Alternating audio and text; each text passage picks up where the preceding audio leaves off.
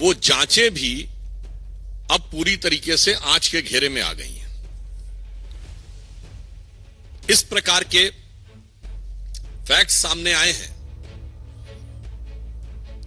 कि जो उनकी तथाकथित मोहल्ला क्लिनिक थी, सर्वप्रथम तो हम कहना चाहेंगे कि स्वतंत्रता के अमृत काल में आने के बाद भी देश की राष्ट्रीय राजधानी में सुपर स्पेशलिटी का कोई इंस्टीट्यूट या ऐसी कोई व्यवस्था या ऐसी कोई लैब बनाने के बजाय मोहल्ला क्लिनिक तक ही सोच सीमित थी, जो 75 वर्ष पूर्व भी थी।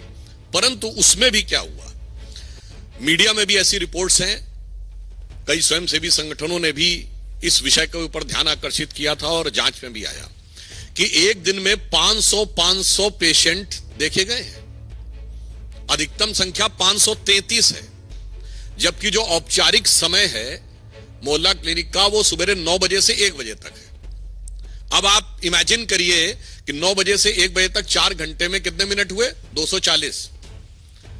और अगर 240 मिनट में किसी ने 533 पेशेंट देख लिए, इसका मतलब आधे मिनट में एक पेशेंट देख लिया, जिसमें एक पेशेंट का आना जाना, डॉक्टर का उसकी बात सुनना, असेसमेंट करना, जांच का पर्चा लिखना। महोदय, मैं कहना चाहता हूं कि जब त्योहारों के दिनों में बड़ी भीड़ होती है ना, तो आप जाते तो मंदिर में बड़ी भीड़ होती है, इतने सेकंड्स में तो व्यक्ति उस धक्का मुक्की में दर्शन भी नहीं कर पाता है जितने में आपके डॉक्टर ने उसके दर्शन करके रोग को समझकर रोग का निदान समाधान सब लिख दिया। यह है ईमानदारी का नया किरदार। और टेक्निकली मैं पूछना चाहता हूं, ये वो सरकार है ना जिसने कहा था कि हम सीसीटीवी का पूरा जाल बिछा देंगे दिल्ली में, तो मोहल्ला क्लिनिक्स में सीसीटीवी है कि नहीं? और अगर हैं तो उन मोहल्ला क्लिनिक में उस डेट की सीसीटीवी फुटेज दिखाइए कि 533 लोग कहां लाइन लगाए हुए थे, क्योंकि मोहल्ला क्लिनिक तो छोटी छोटी स्पेसेस में है ना, तो 533 लोग अगर आए तो सीसीटीवी फुटेज में होना चाहिए ना। बस यही सब चीजें हैं जिसकी वजह से जांच की आंच से घबरा रहे हैं। और इसमें जो प्रोसीडिंग्स में बात आई है, मैं कोट करना चाहता हूं कि नेसेसरी डिसिप्लिन प्रोसीडिंग्स में be initiated against the project director OLS outsource lab services. महत्वपूर्ण बात यह है कि ये सरकारी एजेंसी नहीं कर रही है, ये सब आउटसोर्स है, यानी प्राइवेट एजेंसीज को जांच दे रखी है। And others of the OLS branch for non compliance of the directions of the honourable LG which could have led to the loss of exchequer. यानी अब यह संदेह है कि वहां वो मरीज ही नहीं थे जिनके नाम के ऊपर बिलिंग रेज करके टेस्टिंग करा दी गई। A detailed vigilance inquiry may be conducted to bring out the quantum of loss of the exchequer to the collusion of the director and support staff with the private agencies. अब जो उपराज्यपाल महोदय ने ये लिखा है और ये पब्लिक डोमेन में है मीडिया में, उसके बिंदु क्रमांक 33 पे देखें तो लिखा हुआ tens of thousands of tests were recommended prima facie to the ghost patient, यानी जिनका अस्तित्व ही नहीं था। यही अंतर है। हमारे प्रधानमंत्री श्री नरेंद्र मोदी जी के द्वारा हर चीज डिजिटली ट्रांसफर होती है, इसीलिए ये लोग आधार का भी विरोध करते थे, क्योंकि यदि व्यक्ति का आधार कार्ड है और डिजिटली उसके अकाउंट में ट्रांसफर हो रहा है तो उसमें किसी भी प्रकार का झोल होने की संभावना नहीं है। पर यहां पर फिर empirical data proving entry of the fake mobile numbers, blank mobile numbers of the fictitious patients, fake attendance of the doctors and fictitious data of the patient established with a widespread corruption, manipulation of the documents, forgery of the record with the sole intention to loot the government exchequer and extended under the benefit of the private parties operating at AAMC as well as the dispensaries, polyclinic and hospitals of the Delhi government. यानी अब ये बहुत साफ हो गया कि पहले आपने मोहल्ला क्लिनिक बनाई, फिर उसमें जांच, पहले मामूली जांच होती थी, फिर बड़ी जांच की व्यवस्था की, फिर वो सब आउटसोर्स कर दी। यानी कुछ कुछ वैसा ही जैसा शराब घोटाले में हुआ था, कदम कदम रफ्ता रफ्ता बढ़ाते हुए, और फिर उसमें फेक पेशेंट्स और फेक बिल रेज करने की बातें मीडिया में आ रही हैं। यानी अभी तक तो दारू का घोटाला था, अब दवा का घोटाला भी हो गया। यानी दवा और दारू दोनों में घोटाला करके कौन दिखा रहा है? स्वघोषित भारत रत्न विभूषित, जिन्होंने अपने को ही भारत रत्न दे रखा है, कट्टर ईमानदारी का।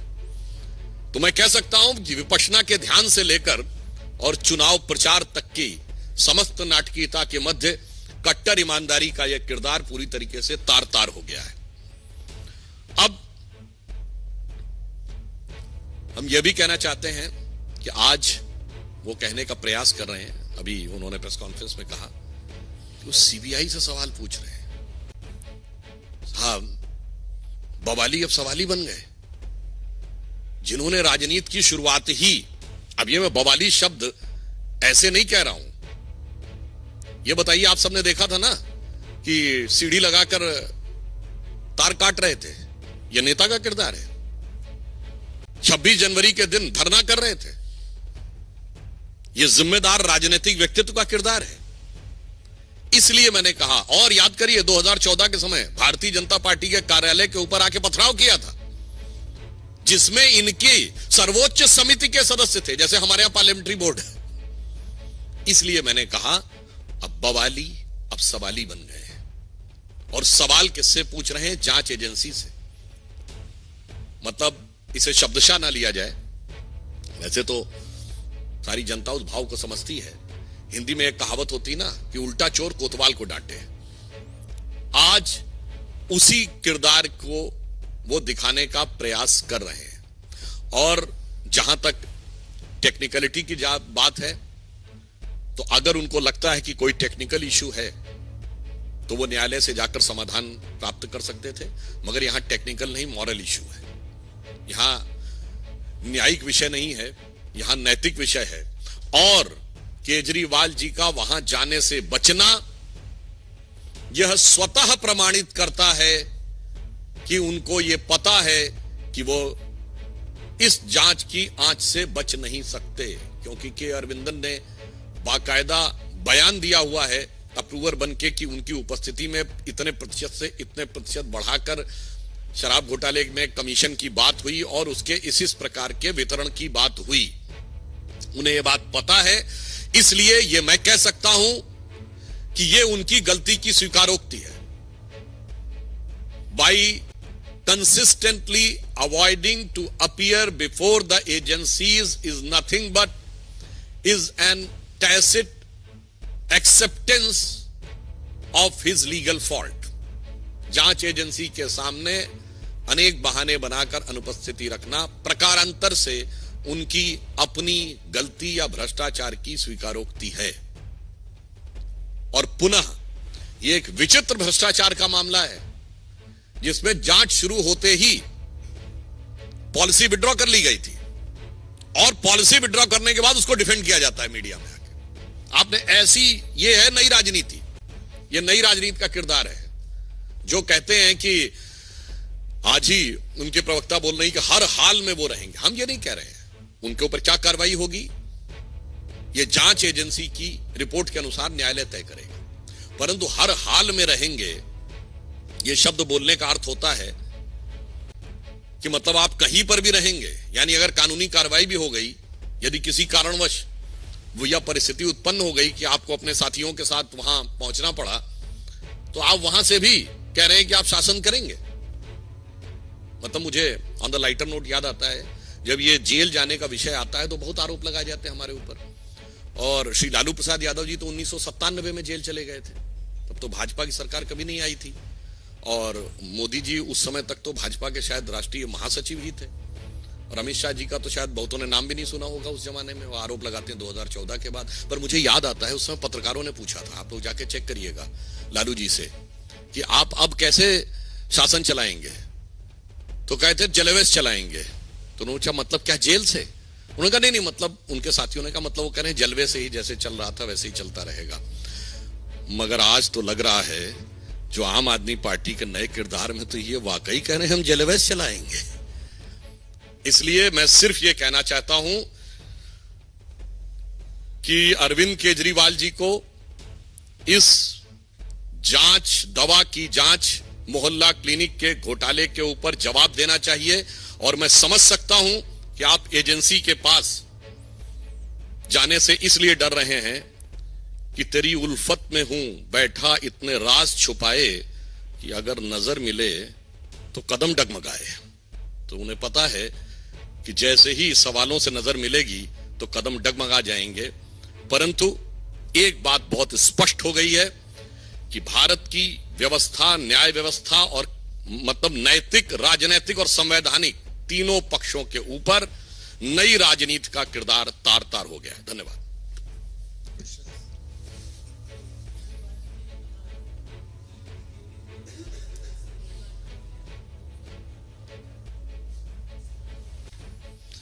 वैसे अभी उन्होंने हाल में जहां जहां चुनाव प्रचार किया है तो जब्ती का रिकॉर्ड बनाया है। तो मुझे लगता है कि जितनी जमानतें जब्त करवाई हैं उन्होंने पिछले अभी इन 3 चुनावों में, तो मुझे लगता है कि ये सिर्फ जिसे कहते हैं तिनके की ओट में पहाड़ छुपाने का प्रयास करना, इसका राजनीति से कोई मतलब नहीं है। हां, उनको ऐसा लगता होगा, परंतु मैं बहुत स्पष्ट करना चाहता हूं, किसी भी चीज की जांच का जवाब देने का चुनाव प्रचार से क्या संबंध है? और ये लोग तो जिन पे आरोप लगाते थे आज उनके साथ खड़े हैं। मतलब सोनिया गांधी जी और राहुल गांधी जी, वो तो जाके फिर भी अपना जवाब दे आए थे। ये केजरीवाल जी नए राजनीति के नए किरदार, नई नवेली अजब अलबेली पार्टी के अलंबरदार, उनसे भी बड़े हो गए हैं। तो मतलब ये तथाकथित इंडी गठबंधन में ये है कि मैं तुमसे बड़ा। अरे उन्होंने तो ये कहा था कि ईडी घर पे क्यों नहीं आ गई, याद करिए। कांग्रेस के नेता प्रमोद तिवारी जी ने कहा था कि ईडी वालों को उनके घर जाके पूछताछ करनी चाहिए। ये तो उल्टा कह रहे हैं कि ईडी वालों से मैं पूछताछ करूंगा, मैं सवाल पूछ रहा हूं, मेरे सवाल के जवाब दो। ये आप अद्भुत और अविस्मरणीय आपको यह दृश्य दिखाई पड़ेगा।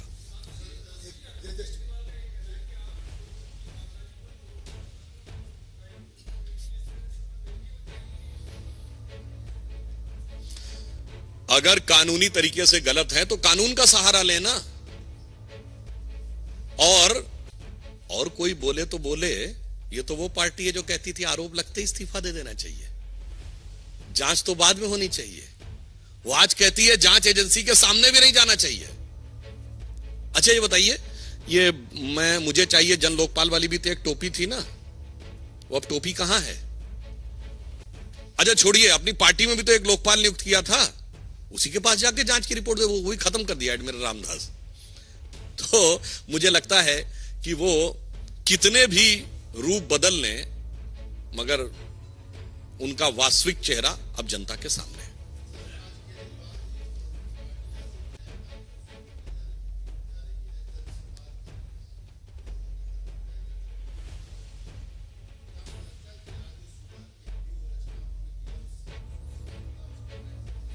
देखिए, उन्होंने कहा था कि हम 70 के 70 विधानसभाओं में जाके तब अपना घोषणा पत्र बनाएंगे। ये बनवाए थे का? पूछिए पिछले चुनाव में कितनी विधानसभाओं का अलग अलग घोषणा पत्र बनवाए थे। इन्होंने कहा था कि जब तक किसी क्षेत्र की 80% महिलाएं ओके नहीं कर देंगी तब तक वहां शराब का ठेका नहीं खुलेगा। दिखाएं कितनों से ओके करवाए थे। तो उनके किसी कार्यक्रम की क्या नैतिकता है और क्या प्रामाणिकता है।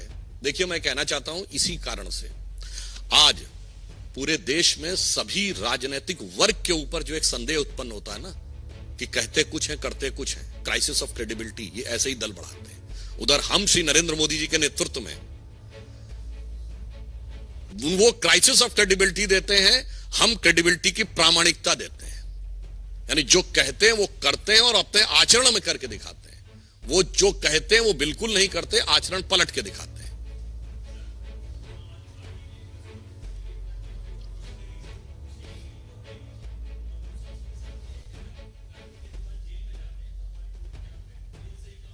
वो तो मैंने बता दिया, वो जेलवेस काम करने की कोशिश कर रहे हैं। मगर मैं आपको यह भी बताना चाहता हूं, ये ईडी ने सवाल तो अरविंद केजरीवाल से पूछे कि आम आदमी पार्टी से पूछे, जवाब आम आदमी पार्टी क्यों दे रही है? मतलब साफ हो गया ना कि पार्टी मेरी जेब में। ये आए थे ना, इनके वो वीडियो पुराने याद है ना, पूरी पार्टियां एक व्यक्ति के हाथ में है। अरे भाई, सवाल व्यक्ति से सिर्फ सवाल पूछा गया और जवाब पार्टी दे रही है। यानी साफ साफ उन्हें कहना चाहिए कि केजरीवाल जी पार्टी से बड़े हैं।